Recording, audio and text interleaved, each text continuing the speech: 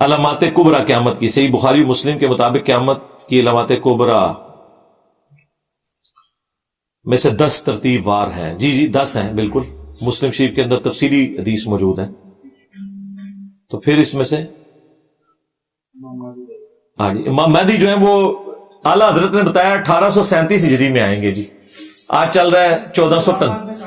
جی کس میں؟ ان 10 علامات میں ذکر نہیں ہے، وہ الگ سے حدیث ہے. نہیں میری ویڈیو ریکارڈ ہے.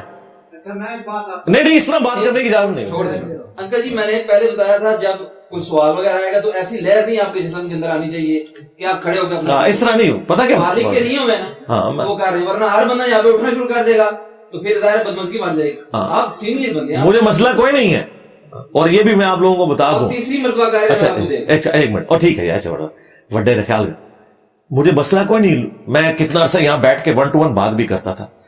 اس کے بعد پھر اتنا مسئلہ ہو گیا کہ لوگ پرچیاں نہیں بھیجتے تھے، سارے بات کے لیے بیٹھے ہوتے تھے. 3 گھنٹے میرے لگ جاتے تھے. تو میری مجبوری آپ سمجھے، میں اس طرح کر نہیں سکتا. تو اس لیے پرچیاں لکھ کے دیں. ہم نے اوپن رکھا ہوا ہے، جو آپ کی پرچی پڑھ کے میں اپنا موقف رکھوں گا، وہ آپ کا رائٹ ہے. ٹھیک ہے. امام مہدی کا پوچھا، میں نے امام مہدی کے اوپر پوری ویڈیو ریکارڈ کرائی ہے. اس میں سنی شیعہ دونوں کا موقف بتایا. ایک بندے کے اوپر متفق ہیں، وہ امام مہدی ہیں. شروع میں وہ اسلامی نظام قائم کریں گے اور اس کی لیڈرشپ حضرت عیسیٰ ابن مریم سنبھالیں گے. کیونکہ عیسیٰ ابن مریم کا جن حدیثوں میں ذکر ہے نا بخاری مسلم میں کہ وہ قیامت کی نشانی ہے، عیسیٰ ابن مریم کا نازل ہونا، 5ویں نشانی اس میں وہ ہے. وَنُزُولِ عِیسیٰ ابْنَ مَرْیَمَ صلی اللہ علیہ وآلہ وسلم.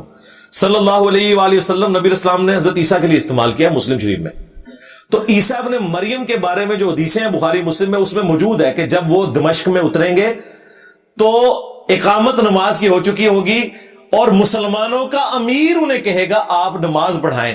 تو وہ کہیں گے کہ نہیں، آج میں تمہارے پیچھے نماز پڑھوں گا. یہ فضیلت اس امت کی ہے کہ ان میں سے بعض کا امام ہوتا ہے. تو وہ امیر مسلمانوں کا کون سا ہوگا؟ جن کے پیچھے عیسیٰ ابن مریم نماز پڑھ رہے ہوں گے، مسلمانوں کا امیر. تو جہاں پہ یہ آیا ہے وہاں پہ ان حدیثوں میں اس امیر کا ذکر بھی موجود ہے. وہ امیر کون ہے؟ وہ ابو داؤد میں مسند احمد میں حدیث ہے، قیامت اس وقت تک قائم نہیں ہوگی جب تک کہ میری بیٹی فاطمہ کی اولاد میں سے میرے نام پہ ایک شخص نہ پیدا ہو جائے جو پوری دنیا کو انصاف سے بھر دے گا، محمد بن عبداللہ المہدی. اب سنی اور شیعہ کا یہ اختلاف ہے. سنی کہتے ہیں کہ وہ امام حسن عسکری کے بیٹے تھے جو غیابت میں چلے گئے، جو شیعہ کا موقف ہے.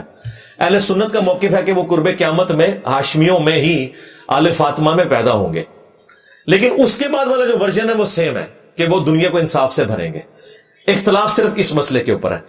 تو اس اختلاف سے کوئی فرق نہیں پڑتا، چاہے وہ غیابت میں ہو چاہے پیدا ہونے والے ہیں. اس سے اینڈ رزلٹ پہ کوئی فرق نہیں پڑتا.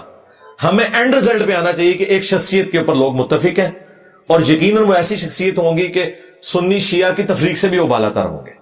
تو ان کا ذکر بھی موجود ہے بخاری مسلم کے اندر. عیسیٰ ابن مریم نے جس امیر وقت کے پیچھے نماز پڑھنی ہے نا، وہ اس میں شامل ہے. لہذا نبی علیہ السلام نے اگر اسپیسیفکلی اس حدیث میں 10 نشانیوں میں اس بندے کا ذکر نہیں کیا نا، تو اس میں جو 5ویں نشانی کا آپ نے ذکر کیا ہے، اس 5ویں نشانی کے اوپر جو بخاری مسلم میں تفصیلی حدیثیں ہیں دجال کی، یاجوج ماجوج کی، اس میں باقاعدہ اس بندے کا ذکر موجود ہے کہ جس کے پیچھے وہ نماز پڑھیں گے. ٹھیک ہے. تو یہ جو ہے وہ A=B and B=C. تو الٹیمیٹلی A=C. یہ میتھمیٹیکل فارمولا ہے. وہ تو نماز کا طریقہ بھی آپ کو کسی ایک حدیث میں نہیں ملے گا، وہ جوڑ کے حدیثوں سے ملتا ہے. ایون حج کے مسائل بھی قرآن میں سکیٹرڈ فارم میں ہیں، ساری جگہ سے جوڑ کے ملتے ہیں. ہمارے عقیدے بھی پھیلے ہوئے ہیں قرآن میں، سب کو ٹوٹیلٹی میں جمع کر کے ایک رزلٹ تک پہنچتے ہیں. تو امام مہدی کے اوپر میری تفصیلی ویڈیو ہے. جب ایک بنو امیہ کے بندر نے ان کو گالیاں دی تھیں تو میری وہ تفصیلی ویڈیو آئی تھی امام محمد مہدی علیہ السلام سے متعلق 12 صحیح الاسناد احادیث. اگر اللہ کے علاوہ کسی کو پکارنا شرک ہے، نہیں، اللہ کے علاوہ کسی کو پکارنا شرک نہیں ہے. یہ آپ کو کس نے کہا؟ میں تو بار بار یہی مقدمہ پیش کر رہا ہوں. اللہ کے علاوہ کسی کو مدد کے لیے پکارنا جو آپ کے سامنے موجود نہیں ہے، یہ شرک ہے. پکارے تو آپ بے شک ہیں، لبیک یا رسول اللہ، لبیک یا حسین. ٹھیک ہے، یہ آپ بے شک ہیں. اے قائد اعظم احسان ہی احسان آپ پڑھیں، نغمے کوئی فرق نہیں پڑتا. مدد کے لیے تو نہیں پکار رہے، یہ محبت کا اظہار ہے، یہ آپ کر سکتے ہیں. یہ تو قرآن میں آیا ہوا ہے. سورہ ہود میں، سورۃ الاعراف میں جب نبیوں کی قومیں برباد ہوتی تھی، بربادی کے بعد جب وہ کھنڈراٹ دیکھتے تھے پیغمبر مڑ کے، تو شعیب علیہ السلام نے کیا کہا؟ اے میری قوم، میں نے تو تجھے بڑا سمجھایا تھا، تو حضرت شعیب جو ہے وہ کافروں کو بھی یا کہہ کے پکارے مرنے کے بعد. دیکھا یا ثابت کیتا ہے قرآن. تو کسی نے نہیں کہا حضرت مر گئے نے. بھئی یہ اظہار ہے, یہ ہو سکتا ہے, مدد کا مسئلہ ہے. پکارنا نماز میں نہیں ہم پکارتے السلام علیکہ ایھا النبی. بخاری مسلم کے الفاظ ہیں, جب تم سلام پڑھو گے اللہ تعالیٰ زمین و آسمان میں ہر نیک بندے تک تمہارا سلام پہنچا دے گا. السلام علینا وعلی عباد اللہ الصالحین. تو یا رسول اللہ تو نماز کا حصہ ہے. اصل مسئلہ ہے غائب میں مدد کے لیے پکارنا. یہ دھوکہ دینا یہ لوگ بند کریں کہ ہم قائل نہیں ہیں. جی یہ بھی کوئی جھگڑا نہیں کہ دور سے کوئی سن نہیں سکتا. حضرت سلیمان علیہ السلام نے کتنی دور سے چیونٹیوں کی آواز سن لی تھی. جھگڑا صرف ایک ہے, مدد کے لیے نہیں پکار سکتے کسی ایسے شخص کو جو آپ کے سامنے موجود نہیں ہے. ہاں ٹیلی فون کال پہ ہے تو آپ کہہ سکتے ہو کہ نیسلے دی 2 بوتلیں بھیج دو, لیکن عبد القادر جیلانی کو فون نہیں ملا سکتے تسی کہ حضرت 2 نیسلے دی بوتلیں جڑیاں نے غوثیہ پلازے تو ذرا بھیج دو. وہ نہیں ہو سکتا. جیلم اکیڈمی تو آ سکتی ہے, تو نہیں آ سکتی ہیں کیونکہ بہت کمیونیکیشن ختم ہو چکی ہے. تو اس فرق کو سمجھیں. توحید سے متعلق 10 دھوکے, یہ آپ میری ویڈیو دیکھ لیں. اولیاء کی کرامت کی حقیقت کیا ہے بتا چکا ہوں نا اللہ کے فضل سے. ہاں ہے, ہو سکتی کرامت. کرامت کے اوپر تو میں نے اتنی تفصیلی ویڈیوز ریکارڈ کروائی ہیں, 4 لیکچرز ریکارڈ کرائے ہیں. مسئلہ 131 ABCD. اور یہ 2 سال پہلے جب مفتی منیب الرحمان صاحب نے پورا دنیا اخبار کے اندر میرے اوپر مسلسل مضامین لکھے, تو میں نے وہ پورا مضمون کا پوسٹ مارٹم 2 گھنٹے میں کیا ہے.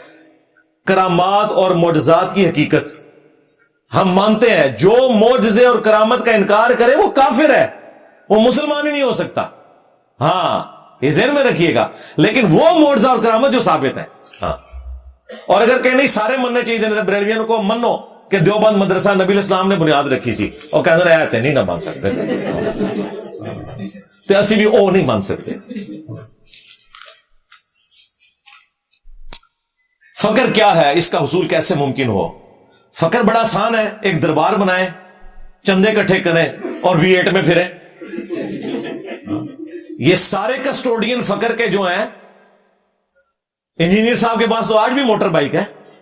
اور جو فقر کے کسٹوڈین ہے, میری بیعت جن پیر صاحب کے پاس تھی نا سیال شریف, 1981 میں ان کی ڈیتھ ہوئی ہے روڈ ایکسیڈنٹ میں. اور ان کے پاس جو کار تھی نا اس میں پٹرول اتنا ڈلتا تھا کہ اپنا پٹرول پمپ رکھنا پڑتا ہے. 81 میں خواجہ قمرالدین سیالوی صاحب 81 میں ان کی ڈیتھ ہوئی. اور ان کی کار ابھی تک انہوں نے تبرکن سنبھال کے رکھی ہوئی ہے, وہ جو مرونڈا ہوئی ہوئی تھی سیال شریف میں. فقر کی یہی نشانی ہے نا. اور جینی صاحب کو رونی موٹر سائیکل ہی ہے. اندازہ کرو کتھے 81 تے کتھے 2023. اس ٹائم تے مطلب ہے ہوندے تو انہیں کو بوئنگ جہاز ہوندا. ڈاکٹر اسرار صاحب 1970 میں ان کے پاس ٹوئٹا, 1970 میں. تو بات یہ ہے نا کہ جو لوگ اس لائن پہ تھے یا نہیں تھے, فیسلٹیز تو سب نے ویل کی ہیں. ہاں سادگی ہو سکتی کسی کے اندر. تو فقر تو یہ میں نے آپ کو تفنن کے طور پہ بات کی. ایک فقر وہ ہے جو ہمارے نبی نے اختیار کیا ہے. بخاری مسلم حدیث ہے, اے اللہ محمد اور آل محمد کو بس اتنا ہی رزق دینا, ان کی روح اور جسم کا رشتہ برقرار ہے. گیون سرکمسٹانسز میں حلال اور حرام کی تمیز کرتے ہوئے آپ ایسی زندگی گزاریں جس میں آپ حلال اور حرام کی تمیز کر سکیں اور بس اپنا ایک گزارا کر لیں اس زندگی کے مطابق. میں یہ نہیں کہتا کہ آپ کے پاس موٹر سائیکل بھی نہ ہو, انٹرنیٹ بھی نہ ہو, اور آپ کے گھر میں فریج بھی نہیں ہونی چاہیے. یہ نہیں, یہ کوئی فقر والا معاملہ نہیں. آج کا فقر ظاہر ہے وہ اگلے زمانوں کے فقر سے تو تھوڑا لیول بلند ہی ہوگا. اصل چیز ہے زہد آپ نے اختیار کرنا ہے. حلال کی چیز استعمال کریں, اس میں کوئی حرج نہیں ہے, لیکن لوگوں کے چندوں پہ نہیں, اپنی محنت